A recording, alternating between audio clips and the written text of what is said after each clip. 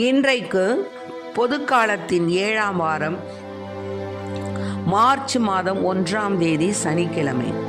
இன்று தேவன் நமக்கு தரும் ஜீவநீரூற்றான இறை வார்த்தைகள் புனித மார்க் எழுதிய நற்செய்தி இயல் 10 இறை வார்த்தைகள் 13 16 முடிய.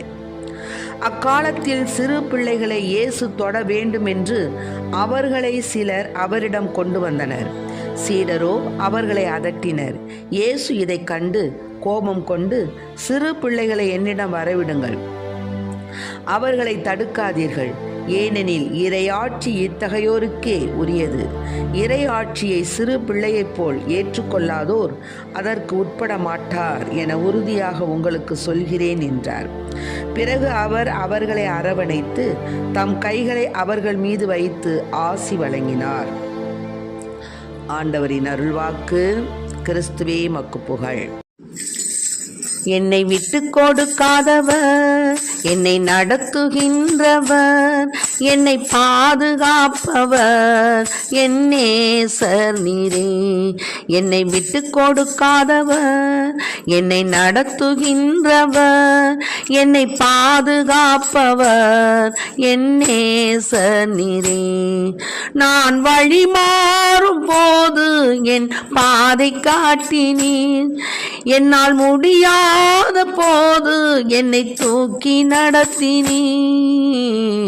விட்டு கொடுக்காதவர், என்னை நடத்துகின்றவர், என்னை பாதுகாப்பவர் என் நேசர் நீரே.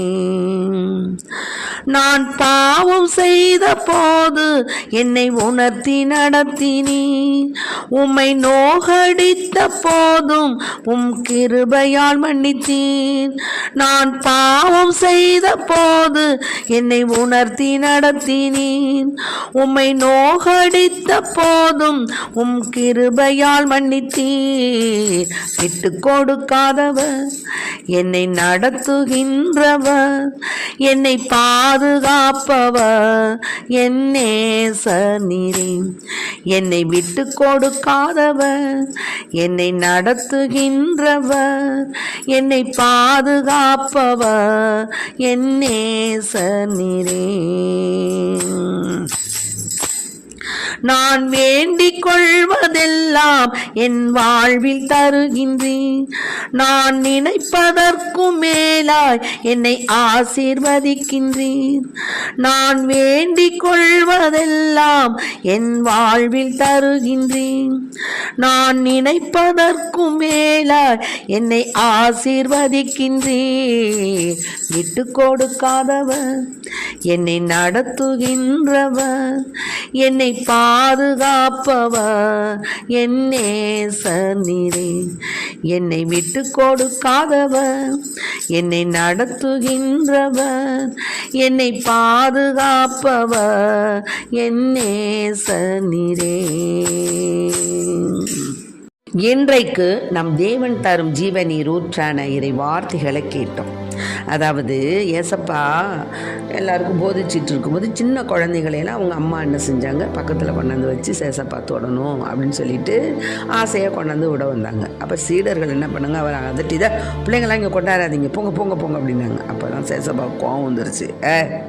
சிறு பிள்ளைகளை என்னிடம் வரவிடுங்க, அவங்கள தடுக்காதீங்க. ஏன்னா இந்த மனசு உள்ளவங்க தான், இந்த குணம் உள்ளவங்க தான் அவங்க இறை ஆட்சிக்குள்ளார வர முடியும். அதனால சின்ன பிள்ளைங்களை அதட்டாதீங்கன்னு அவங்கள கூப்பிட்டு அரவணைத்து அவங்க தன்னுடைய கைகளை அவர் மேல் வைத்து ஆசி கூறினார். பாருங்கள் எவ்வளவு பிரியமுள்ள தேவன் பாருங்கள். ஆக சின்ன பிள்ளைங்களை போல், இப்போ சின்ன பிள்ளைங்க என்ன பண்ணும், ரெண்டும் அடிச்சுக்கும். கொஞ்ச நேரத்தில் அவங்க அப்பா அம்மா அதுக்காக சப்போர்ட் பண்ணி பேசிக்கிட்டு சண்டை போட்டுக்கிட்டு இருப்பாங்க. ஆனால் அவங்க அங்கே சண்டை போட்டுக்கிட்டு இருப்பாங்க, இப்போ அதை ரெண்டும் என்ன பண்ணும், கட்டி பிடிச்சிக்கிட்டு நிற்கும், விளையாடும், ஓடும், சிரிக்கும். அதான் எதையுமே மனதில் வைத்துக்கொள்ளாத ஒரு குணம். எது இப்படி ஒரு வஞ்சகமற்ற உள்ளம், அதான் வெள்ளை உள்ளம், ஆண்டவருக்கு பிரியமான உள்ளம். அதனால் நம்முடைய உள்ளம் எப்படி இருக்கணும்னு கேட்குறாங்க தெரியுமா? தேவனுக்கு அப்படியே நம்ம ஒரு கபடற்றவர் அப்படிங்கிற வார்த்தை நம் மீது விழணும்.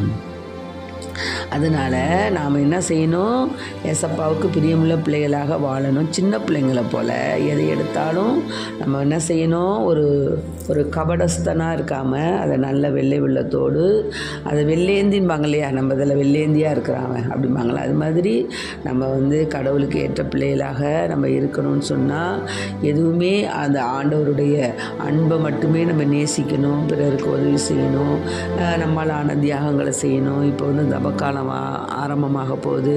அப்போ நம்மால் என்ற சரீர உழைப்புகள், நம்மாலான்ற சரீர பிரயாசைகள், இன்னுமாக தான தர்மங்கள், ஆடைகள், இன்னும் நம்ம என்னென்ன கொடுக்க முடியுமோ அதெல்லாம் ஏழைகளுக்கு கொடுத்து அவர்களை நாம் பாதுகாத்து தேவன் நம்மிடம் உள்ளதை பிறருக்கு கொடுத்து மகிழ்வது தான் நம்மளுடைய வாழ்க்கையில் நல்லதொரு இன்பமாக இருக்கிறது. அதனால் கொடுத்து மகிழ வேண்டும் நம்ம. அதனால் தேவன் நம்ம எப்படி ஒன்றுமில்லாமலேருந்து படைத்தார் மனிதன். நம்ம என்ன செஞ்சார், மண்ணுலகின் உள்ளவற்றின் அதிகாரம் மீதும் எல்லாவற்றின் மீதும் நம்மளுக்கு அதிகாரம் கொடுத்தாரு. தன்னுடைய சாயலாகவே நம்மளை உருவாக்குனார். எல்லா உயிரினங்களும் மனிதர்களுக்கு அஞ்சும்படி செய்தார். விலங்குகள், பறவைகள் மீது அதிகாரம் கொடுத்து நம்ம 5 அறிவை பயன்படுத்தும் உரிமையை அவர் தம்முடைய ஆண்டவர் நமக்கு கொடுத்துருக்கிறாரு. அதனால் அவருடைய 6வது அறிவுத்திறனில் பங்கு கொடுத்தாரு நமக்கு. அந்த 6 அறிவையும் பகுத்தறிவையும் நமக்கு கொடுத்து 7வதாக கொடையாக நமக்கு கொடுத்துருக்கிறாரு. அதனால் நன்மை தீமையை அறிய வச்சிருக்கிறாரு. ஆமாம், அதனால் நம்ம என்ன செய்யணும், ஆண்டவருடைய திருச்சட்டத்தை கடைபிடித்து அவருடைய தீர்ப்புகளை நம்ம என்ன செய்யணும், நம்ம மனதில் கொண்டு நம்முடைய எல்லா வகை தீமைகள் குறித்து நம்ம கவனமாக இருக்கணும், எச்சரிக்கையாக இருக்கணும். நம்ம ஒவ்வொருவருக்கும் ஆண்டவர் பகுத்தறிவை கொடுத்துருக்கிறார். அதனால் மனிதருடைய வழிகளை ஆண்டவர் எப்போதும் பார்த்துக்கிட்டு இருக்காரு. அவருடைய பார்வையிலிருந்து நம்ம தப்ப முடியாது, மறைய முடியாது. அதனால் நாம் தேவனுக்கு அஞ்சி அவருக்கு நாம் ஊழியம் செய்து நாம் ஆண்டவருக்கு ஏற்ற பிள்ளைகளாக ஒரு விருப்பு வெறுப்பு இல்லாத ஒரு தன்மை உள்ளவர்களாக வாழ வேண்டும்.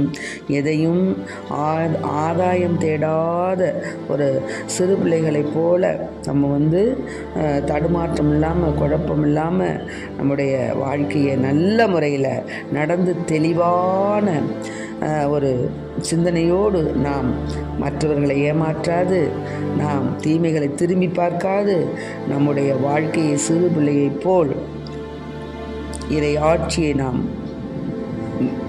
எதிர்நோக்க வேண்டும் என்பதுதான் இன்று தேவன் நமக்கு தரும் ஜீவநீர் ஊற்றான இறைவார்த்தை. ஆக சிறுபிள்ளை மனம் கொண்டு நாம் இறை ஆட்சிக்கு ஏற்புடைய பிள்ளைகளாக வாழ்வோம். ஆமென். Praise the Lord. பரியே வாழ்க.